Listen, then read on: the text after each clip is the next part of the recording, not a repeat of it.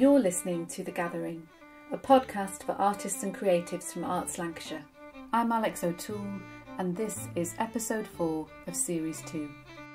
This season is all about remaking and remodelling the role and work of artists and creatives in a COVID world, and the practicalities of creating and delivering at a distance. We talk about working within the new restrictions, where the opportunities are, how to rip up the rulebook, and why it's more important than ever to ensure that our artistic practice, our places and spaces and opportunities to make and participate are consistently inclusive and representative.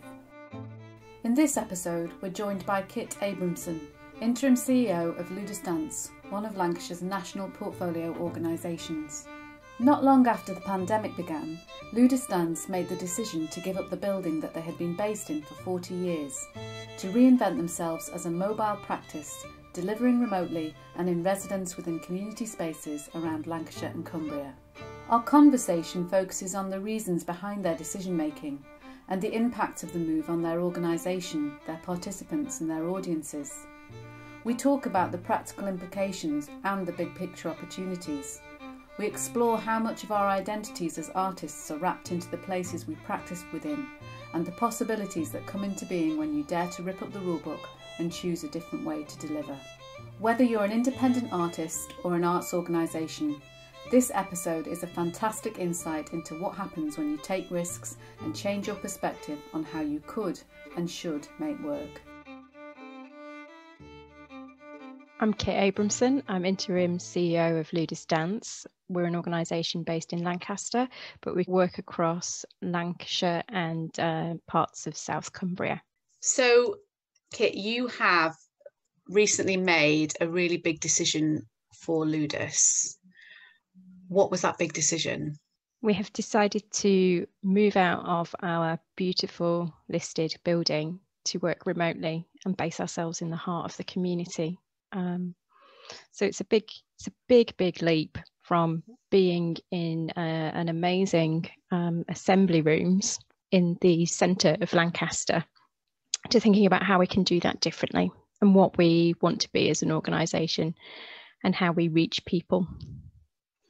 So that's a pretty huge decision. So just for the purposes of the listeners, can you just describe the space that you have had? Because you've been there since the 1980s, is that right? Yeah, that's right. So it's a gorgeous building, an old assembly hall, so where people used to dance and listen to bands to raise money for the almshouses, which were next door. So it's a place with a great deal of history and connection to enjoyment of the arts. It's right in the centre of Lancaster, and it's been very well known and well loved by the community in Lancaster for several years. As you're going to go into the building, it's got a really grand staircase, slightly dilapidated, but it has got that kind of former grandeur about it, with a huge wooden floor, which we've covered with vinyl for ease of dancing. Really ornate lamps, huge big sash windows on one side, which fill the room with space and light. And there's also a kind of subsidiary smaller studio and a reception area for parents to wait. So it sounds beautiful, and obviously I've visited there, but I don't think I've ever actually been into the studio spaces. What sort of things did you host there then? So there's open weekly classes for children. There was youth talent development sessions for those kids who really had the potential to make it as choreographers or dancers or generally really invested in creative children. Then there were kind of closed group sessions for vulnerable groups, such as small groups of children and young people who were experiencing grief. So they were kind of very well managed in a very safe space, usually in the evenings. We also had space to offer for emerging artists who wanted to try out new ideas and pieces of work to rehearse, and for us to give them some creative feedback on the work as it developed. And then we had a host of commercial offerings, such as birthday parties or wedding dances, and general hire of the space by other groups for things like yoga or old people's dance groups as well. There was quite a bit of that. Everything under the sun really connected to dance, and it was all happening in that space. So, at a time when so many other organisations are sort of desperately trying to keep hold of their buildings, what sort of prompted you to make the decision to give yours up after you've been there for so long? I think it was kind of twofold, really. At the time of lockdown, this decision was made relatively quickly, and that was based on whether we wanted to invest our money in the building, which as a listed building is incredibly draining on resources. Do we want to spend our money on a building, or do we want to spend it on connecting children and young people and moving children and young people? So the connection, the social aspect, the activity, the actual services to our core beneficiaries, because we are a charity. And that's what we needed to do. We needed to keep young people active and connected. There's also quite a lot of restraints that we would put ourselves under by keeping the building open during COVID. So it's kind of real logistical mapping, really, of how we could actually still work within the COVID restrictions with the 3 metre distance at the time, which was there between participants or dancers in the space, and still make it viable. So it's a kind of combination of a lot of different things. But the main driving thing was actually wanting to be back out in the heart of the community and removing those walls, really, removing the barriers to provision and making sure that the dance and the connection to young people was still possible, removing restraints, really, and keeping going. Keeping going. Yeah, well, I was just going to say, was it a decision that you'd considered before? Because obviously, I mean, I've worked with you guys and I know how much you do in the community. So was it something that been in the back of your mind for a while and sort of COVID sort of tipped it over the edge, or was it something that you hadn't really considered and then COVID really highlighted a need to do something different? Well, I think kind of almost contrary to popular belief about Ludus is that we do so much of our work outside of the building, in outreach settings, in hospitals or in care homes or community settings and in schools. So actually it's only one small fraction of the work that we did was actually within the building itself. So there has been for a number of years that ongoing debate, really, of whether the building is a necessity, and also how fit for purpose it was. So as a listed building, for instance, it's very hard to have disabled access because there's no place to put a lift, and the existing lift doesn't actually accommodate heavy wheelchairs, modern contemporary wheelchairs. So there have been issues which have brought into light whether we should remain in that building or not. Plus, there have kind of been other developments within Lancaster City itself about an area called the Canal Quarter, which is still in progress and in consultation about a kind of cultural quarter of the town. So there have been those discussions. It's not kind of come out of the ether, as you will. It's I think it was a case of, if we're going to do it, now is a really good time to do it. Yeah, I can see that. I can see that. So, I mean, obviously, there are a lot of organisations in Lancashire that have a building that they programme and they've been in for a long time. Coming out of your building, what do you think that's going to do to your identity as an organisation? How do you think it's going to make you feel about what you are and how you do what you do? Because so much of our identities as arts organisations are wrapped in with the communities that we serve and the places and locations that they are in. So what do you think will happen to Ludus's identity as a result of not having a building? Well, I think my advice to arts organisations would be to check that their identity is what they think it is within the community. So we did a piece of research with some MA students at at Lancaster University. And they were literally stood outside Ludus Dance asking people if they'd heard of Ludus Dance, whether they'd ever attended, whether they'd send their kids there, and what did they want from dance provision. Was this before you made the decision? Yes, probably over a year ago, really. whilst we were looking at numbers of children who are attending weekly classes and wanting to improve upon those numbers. And the results, the findings were quite interesting, really, because what we were hearing was that parents wanted to send their children, just on the open sessions that we've got, they wanted to send their children to dance classes which were in their community so that they didn't have to travel into a city. Ease and convenience were the major factors in making dance class attendance viable and easy for them to do. So if there is a class on your doorstep, you are much more likely to send your child to that class. And if there is parking, which we don't have, you are much more likely to do that. And if you don't have to fight with the one-way system. So by actually just being geographically present where we were, it was actually creating more barriers that we could remove. So in terms of those open sessions, we're now looking at those being in public parks, out in residential locations. And that is adapting to the kind of changing face of Lancaster itself as it's become sort of less family residential right in the centre, and acknowledging that those things have to change. Some people who were surveyed right outside Ludus Dance itself didn't even know what Ludus Dance was, even though they were right in front of the sign.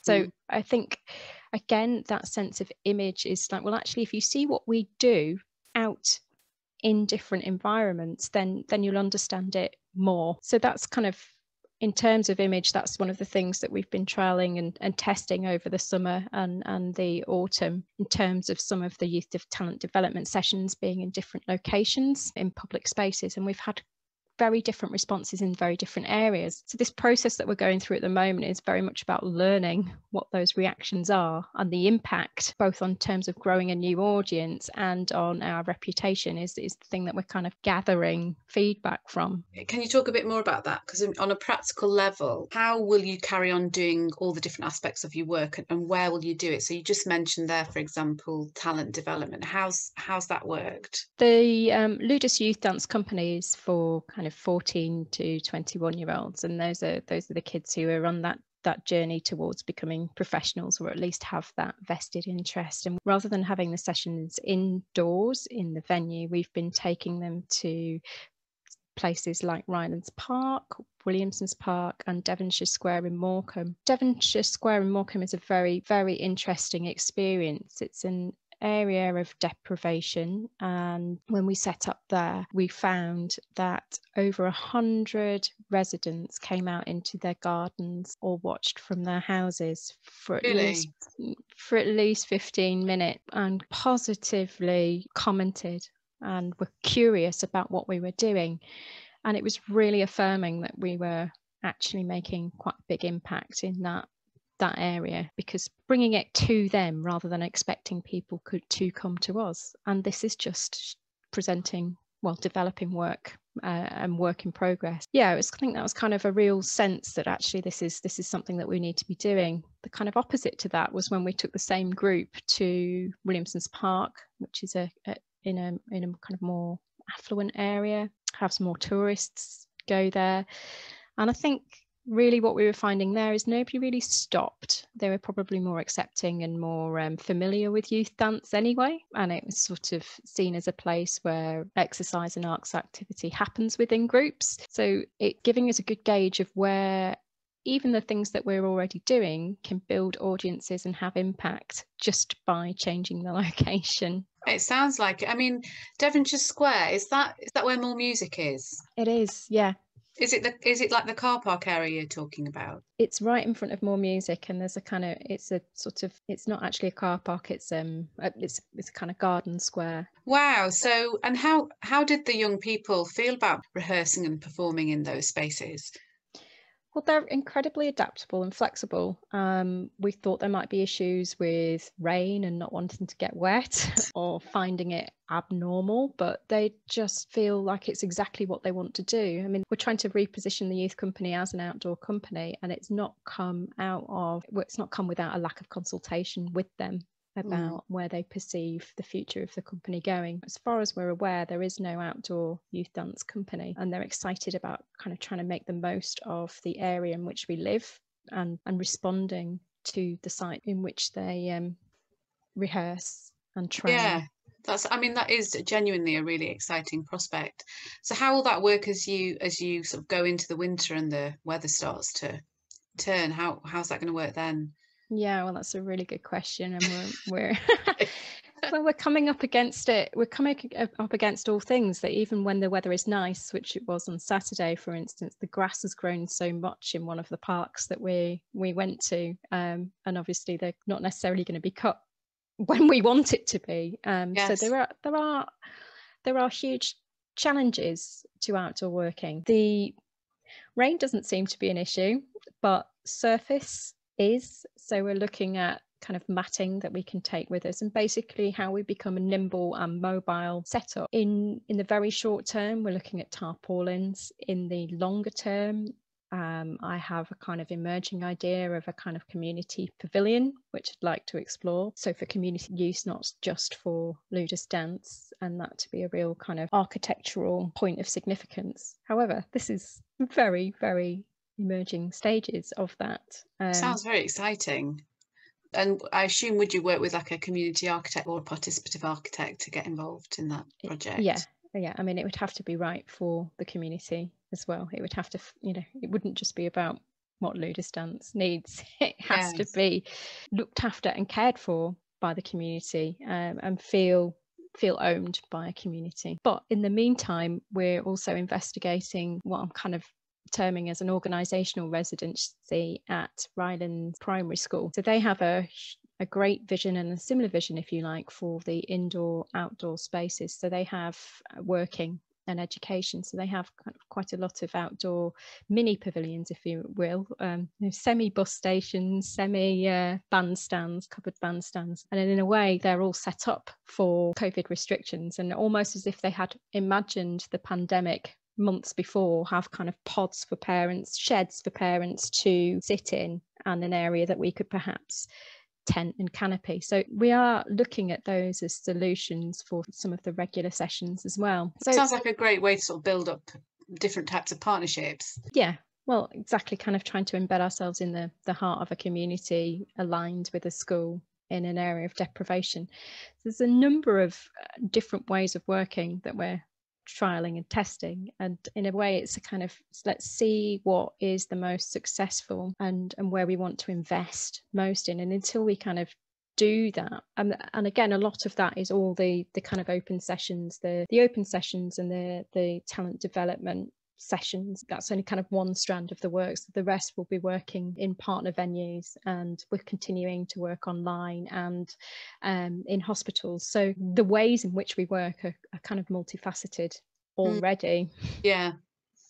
Oh, it sounds really, really interesting, and you're definitely in for a period of real research, aren't you? So just to go back to the time when you actually came up with the idea of getting rid of your building and sort of becoming, how would you describe yourself now then? Just as an aside question. That's a good question. Maybe remote and nimble and mobile. Okay. I perhaps need to work on that statement. Yeah, you need your one-liner. Yeah.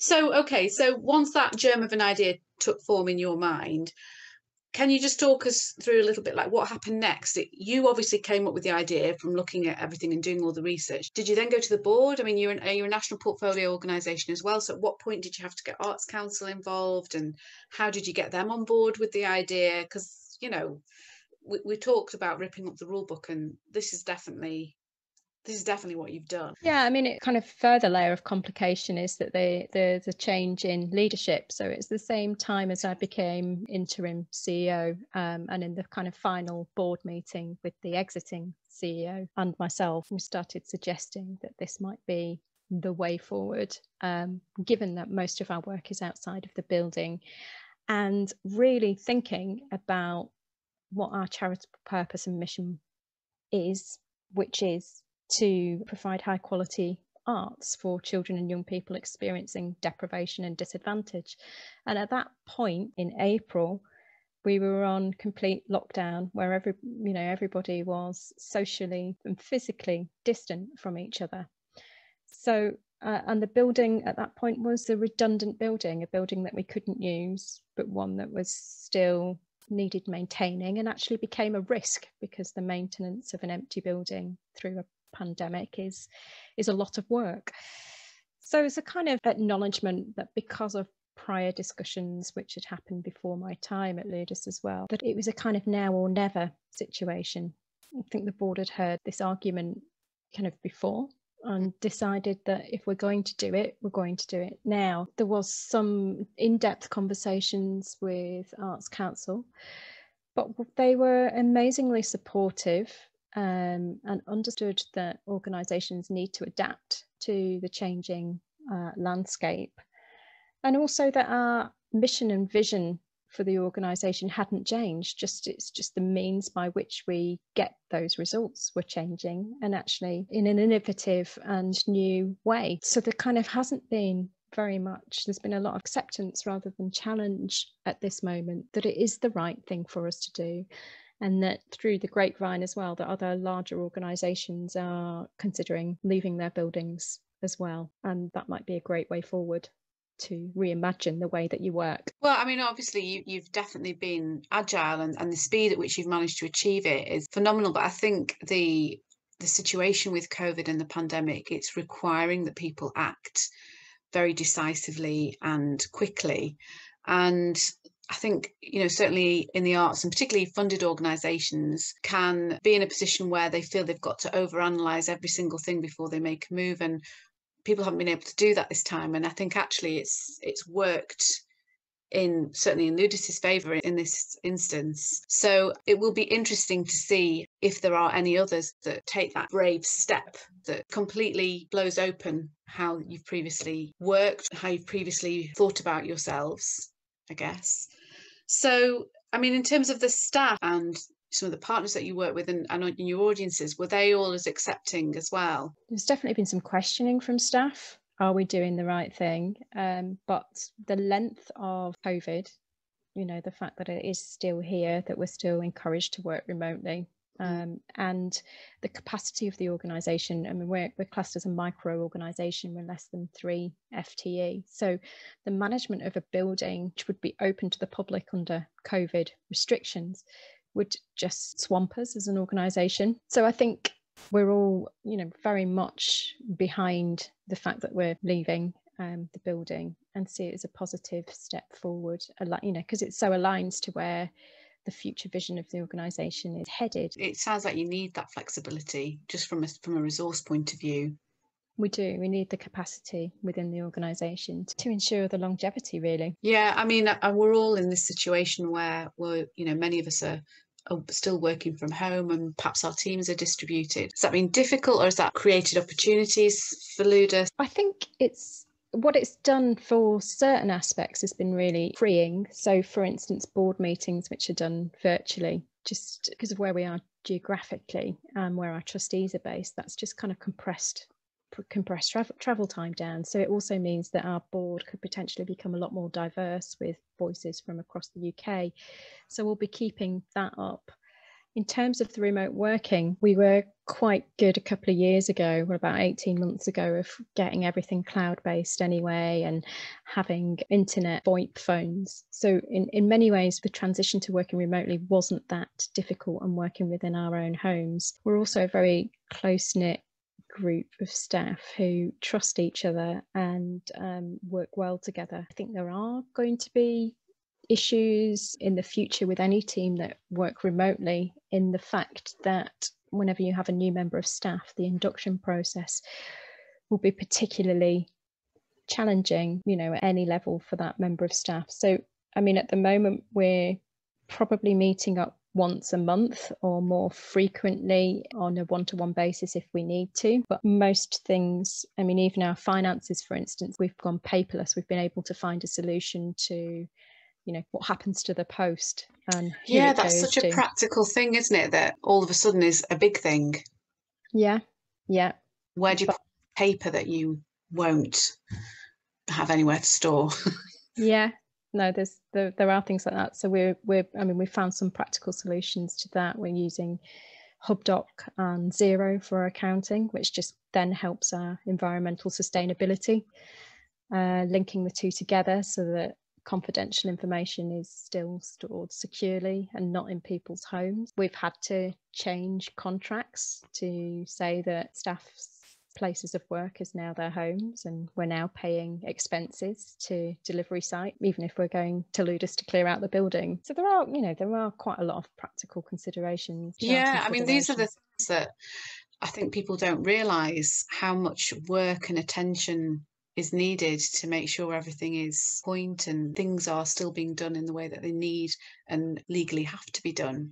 So that's really interesting. I mean, and what you were saying about, onboarding of new staff, it's funny how being remote has placed more emphasis and more value on what normally you might consider as being an arbitrary process. But that's going to be really important, and thinking about how you onboard those new staff and what maybe games or things that you can do as a team to make sure that that new person feels included and is able to embed quickly. Yeah. Well, the team are kind of experts in online games and, of course, yeah, building those connections between people. So yes, I think you're dead right. When we have a new member of staff, I'll ask one of our excellent dance development officers to that's an opportunity, I think, it's for Ludus and other arts organisations to look at how they could support that process in other non-arts organisations, because there's going to be thousands of people in that position. How do you onboard new staff when you might not see them from month to month? Yeah, so anyway, that's just another aside.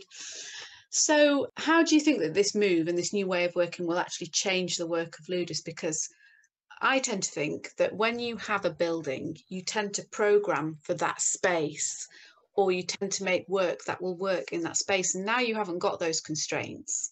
What do you think that will do for Ludus creatively? Creatively, I think it gives us scope to be kind of a bit more free, really, and responsive to where we are, to kind of create a different sense of identity. The landscape that we live in Lancaster, we're right on the coast. We have gorgeous views of the Lake District and to one side, and an industrial view of Heysham to another. We have the hills, we have the Lakesdales and coast.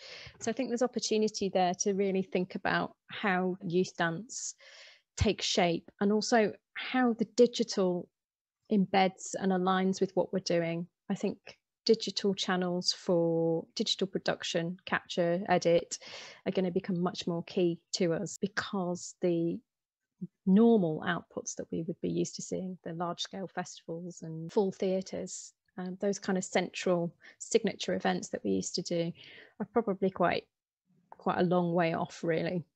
They could be, well, they're going to be at least 6 months off before we see any of those kind of large gatherings. So a kind of investing in outdoor and how that aligns to digital, and a kind of hybrid of the two is going to be big changes, really. That sounds really interesting. So you were quite quick to get on with delivering at a distance through, I think it was Whereby you were using, wasn't it? Yeah. Is there anything that you started doing during lockdown that you think, that really worked, we're going to continue with that? And was there anything that you started doing you thought, oh, that's just not worked, we're going to need to rethink? So the online sessions with children with SEND, they really worked better online than they did in the studio. I think that's largely because the building had barriers, as in even getting people who are not used to going into arts institutions through the doors is difficult. Whereas if you're taking work to their homes through the power of screens and the internet, then you're mitigating some of those barriers. Those children with autism or noise sensitivity are already in a situation that they can control and adapt to their own needs, or leave when they want. So we're definitely keeping those up. Some of the research that I did about wearable technology to think about how we could keep children and dancers distant from each other, that is now developing into a kind of hackable wearable device which will trigger light and sound. So that's being progressed. That kind of more creative choreographic work is starting to happen and take shape with the Health Innovation Centre at Lancaster. So that sounds really interesting. So your participants would have some kind of wearable technology on them that would help them maintain social distance? Yeah, I mean, that technology already exists, and it kind of bleeps or light up when you get too close to somebody else. usually by radio frequency or Bluetooth, but we'll try and see whether we can make a piece of work, a dance piece with the youth company, which works with that. That sounds devices. so cool. I'll be really interested to see that.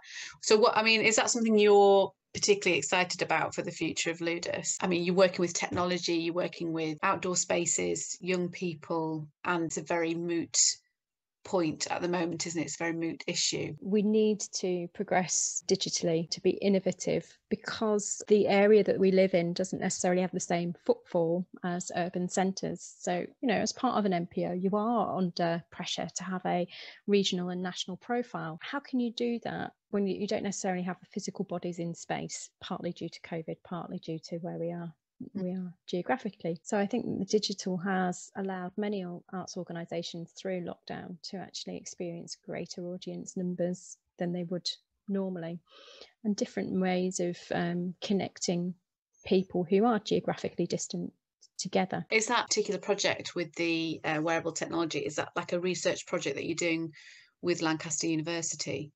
Yep, we're just beginning on that at the moment, so very early formations of that. I mean, another one in which the online has really helped is that we have a programme called State of Flux, which is a musician, a filmmaker and a choreographer who work with adolescents who are experiencing acute mental health needs, and they're resident patients in the Cove in Heysham. And we work with them in the hospital, but we also have a programme of when they leave hospital, when they're discharged. We wanted a workshop programme which we had originally intended to run from our studios, so that there was a kind of continuity of experience and we could make the most of the creativity that we inspired, and giving them a sense of self and self-worth. And what we hadn't necessarily completely anticipated was within the hospital, these adolescents come from a very wide geographic spread, so that once they've been discharged, possibly to Newcastle or to Manchester or further afield, that they wouldn't necessarily be able to attend our sessions, our community sessions at the building.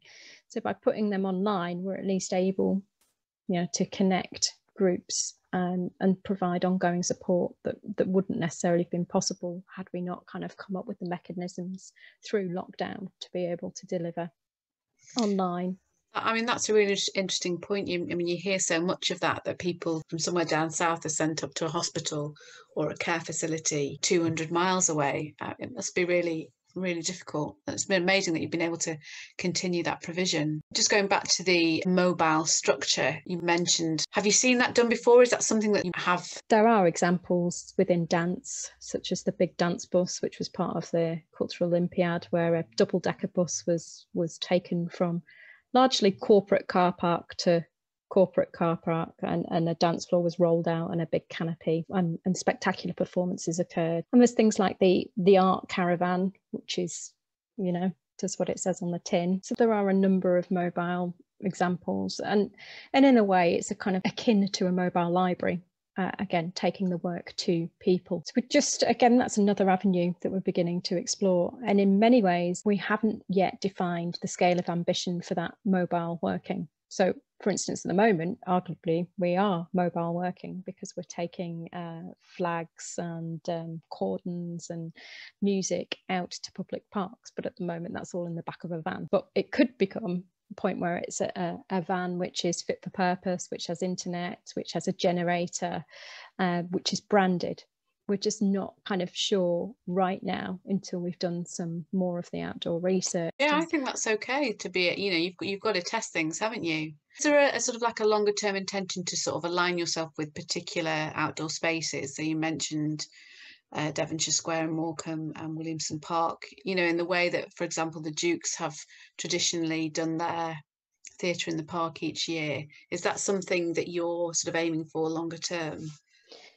I don't think it's really set. I think what we need to be doing is listening to the people who are coming and where the impact is most. So, you know, if we were deciding between Devonshire Square and Williamson's Park, it would be Devonshire Square because we're building that audience as we go. So there is a sense, I think, of newness and freshness and bringing new experiences to new audiences, which is the driver. And also the sites in which we choose can alter can shape the work which is created there. So if it was the youth company, for instance, and we wanted to employ a choreographer who very interested in redundant spaces, we may, for instance, connect with the Grange Lido group who are trying to revive that, and just kind of build those connections and partnerships to the advantages of the young people, the partners who have a campaign, and which is in keeping with the choreographic practice of the person that we were working with. Because then I think it's really special. These spaces are unique to where we are, and we're not competing with urban youth dance companies in that respect. I mean, it just sounds so exciting. I just think there's so many opportunities, and as you say, it will encourage more people to get involved with the organisation and see how they can connect. And it's happening because you've dared to come out of the space that you've been in for 40 years. Amazing. So just before we finish, do you want to tell us a little bit about anything that you've got coming up where people can come and see you, and how they can get in touch with you now that they can't knock on your door, that kind of thing? Yeah, well, we've still got our website and our emails, and we've still got the same phone number. We're also out and about every Saturday morning and Wednesday evenings delivering youth dance open sessions. We have work within schools, so we'll be sharing some of that soon. Nature of Dance is an outdoor programme of work celebrating nature. So if there are schools out there who want to get involved in that, they can get in touch. Is that primarily in Lancaster and Morecambe, or is that across Lancashire and South? It's across Lancashire and South Lakes, yeah. I mean, a lot of the work we do is with vulnerable groups, so it's not necessarily open access, but the main things to do is to keep abreast of developments on the newsletter, and let us know if you've got ideas or partnerships that you want to build, because we're open for it. Yeah, well, I was just going to say, now that people will have heard that you are looking and open to working in different types of spaces, are you open to people saying, come and do something here, please? Yeah, the discussion, the door is open. We're always willing to listen, to see whether we can find ways of making dance more available and accessible to young people. Brilliant. Well, thanks, Kit. That's so interesting. I hope it really goes well for you, and I'm going to check back in a few months, see where you're up to. Great. Thanks, Alex. Thanks for listening to The Gathering. If you like this episode, let us know in the reviews, and don't forget to share it with your friends. For show notes, links to all the organisations and initiatives mentioned in this episode, and much more, head over to www.artslancashire.org.uk/thegathering. You can also follow us on Twitter @ArtsLancashire.